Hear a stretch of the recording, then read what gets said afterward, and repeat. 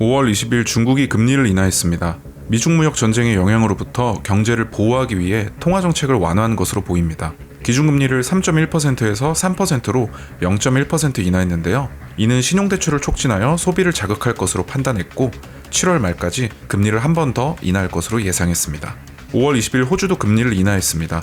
4.1%에서 3.85%로 0.25% 인하했습니다. 경제는 대체로 성장했지만 소비자들이 가격에 매우 민감하게 반응하면서 소비 지출이 예상치 못한 하락세를 보여 이 같은 조치를 취한 것으로 사료됩니다. 5월 8일 영국도 금리를 인하했습니다.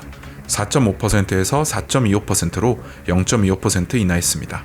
그리고 5월 17일 도널드 트럼프는 트루스 소셜에 파월은 군뱅이다. 왜 금리 인하 안 하냐며 저격글을 올렸습니다. 파월 의장은 우리는 경제 데이터를 기반으로 판단할 것이며 현재로서는 금리 인하를 위한 충분한 근거가 없다라고 밝혔습니다. 이는 연준이 정치적 압력보다는 경제 지표를 우선시한다는 입장을 재확인한 것입니다. 정리하자면 2025년 5월 20일 중국이 기준금리를 3.1%에서 3%로 인하, 2025년 5월 20일 호주가 기준금리를 4.1%에서 3.85%로 인하, 2025년 5월 8일 영국이 기준금리를 4.5%에서 4.25%로 인하, 2025년 5월 17일 트럼프가 트루스 소셜에 파월을 까고 파월은 무시했습니다. 몇몇의 국가는 금리 인하를 시작했고 트럼프도 금리 인하를 기대하게 하는 액션을 취하고 있습니다.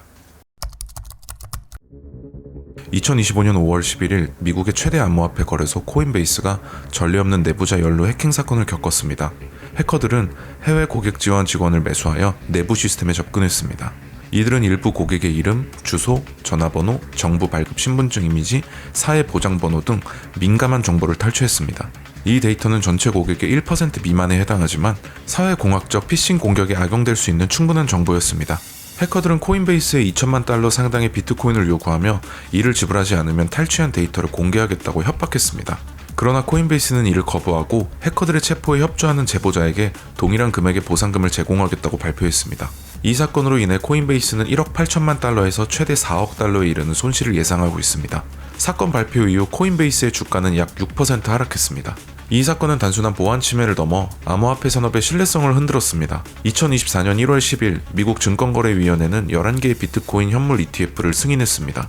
이는 기관 투자자들이 비트코인에 접근할 수 있는 길을 열어주었으며 코인베이스는 이들 ETF의 주요 커스터디 파트너로 참여하고 있습니다. 기관 투자자들은 자산의 보관과 관리에 있어 최고 수준의 보안을 기대합니다. 코인베이스의 보안 침해는 이러한 기대를 저버리는 사건으로 암호화폐 산업 전체의 신뢰성에 영향을 미칠 수 있습니다. 코인베이스는 이번 사건을 계기로 보안 시스템을 전면 재검토하고 있습니다. 고객 지원 직원에 대한 보안 교육 강화와 내부 접근 권한 관리 체계의 개선을 추진하고 있습니다. 이와 함께 법 집행기관과 협력을 통해 해커들의 체포와 기소를 적극 지원하고 있습니다. JP모건 CEO 제이미 다이먼은 이렇게 말했습니다. 비트코인은 사기다. 아무 가치도 없다. 하지만 2025년 5월 그가 이끄는 JP모건 체이스가 비트코인 거래 서비스를 공식 도입했습니다. 해당 서비스는 JP모건 웰스 매니지먼트 플랫폼 내에 고액 자산가와 기관 고객 전용으로 우선 적용되며 향후 거래 규모와 수요에 따라 범위를 확대할 계획이라고 밝혔습니다. 사실 JP모건은 2023년부터 기관 고객 대상 JP모건 오닉스 플랫폼을 통해 블록체인 기반 결제 및 자산 토큰화 사업을 구축해왔습니다. 즉 겉으론 비판했지만 속으론 철저하게 준비하고 있었던 겁니다. 그 이유는 기관 고객 수요 때문인데요. 2024년 1월 SEC가 11개의 비트코인 현물 ETF를 승인한 이후 월가의 분위기가 완전히 달라졌습니다. JP모건도 더 이상 외면할 수 없게 된 겁니다. 사실상 암호화폐가 제도권에 편입됐다는 공식 선언입니다. 시장은 이제 비트코인을 변방의 투기 자산에서 제도권 포트폴리오 자산으로 받아들이기 시작한 겁니다. 2025년 5월 19일 미국 상원은 스테이블코인 규제 법안인 지니어스 액트를 통과시켰습니다. 이 법안은 스테이블코인에 대한 최초의 연방 규제 프레임워크를 제공하며 암호화폐 시장에 중대한 전환점을 예고하고 있습니다. 지니어스 액트의 주요 내용은 다음과 같습니다. 첫 번째, 스테이블코인 발행자는 발행한 코인에 상응하는 미국 달러 또는 단기 국채 등 안전하고 유동적인 자산을 1대1로 보유해야 합니다.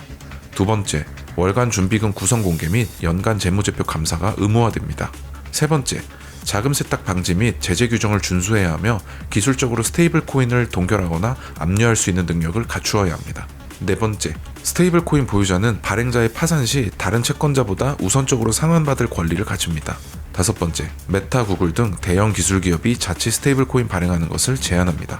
이 법안은 처음에 초당적인 지지를 받았으나 도널드 트럼프 대통령이 가족 수의 스테이블 코인 USD1을 발행하면서 논란이 일었습니다. 일부 민주당 의원들은 트럼프가 자신의 암호화폐 사업에 유리한 법안을 추진하고 있다고 비판했습니다. 엘리자베스 워런 상원 의원은 이 법안이 트럼프의 개인적인 이익을 위한 것이라며 강하게 반대했습니다. 법안 통과 직후 비트코인 가격은 1.8% 상승하여 105,185달러를 기록했고 이더리움, 리플, 솔라나 등 주요 암호화폐도 2%에서 5.5% 사이의 상승세를 보였습니다. 이는 시장이 규제의 명확성을 긍정적으로 받아들였음을 시사합니다. 향후 하원 통과와 대통령 서명을 거쳐 법안이 완전히 시행되면 스테이블 코인 시장은 더욱 제도권에 편입될 것으로 예상됩니다. 한 주간의 시장 흐름을 함께 보겠습니다.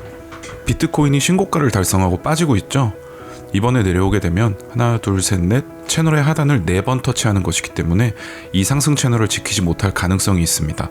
이런 상승 채널의 작도는 지지와 저항이 아주 중요합니다. 그리고 큰 추세의 다이버전스를 보는 것 또한 중요합니다. 고점은 언제나 다이버전스를 확인해야 합니다. 길게 본다면 롱을 바로 들어가는 게 아니라 상승 눌림을 확인하고 분할로 들어가시면 좋겠습니다.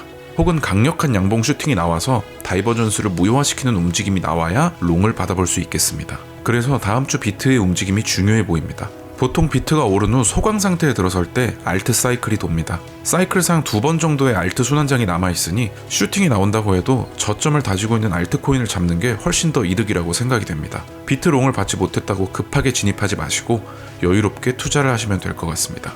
오늘은 아주 짧게 시장의 움직임을 확인해 보았습니다. 정보와 함께하는 현명한 투자, 동전 뉴스.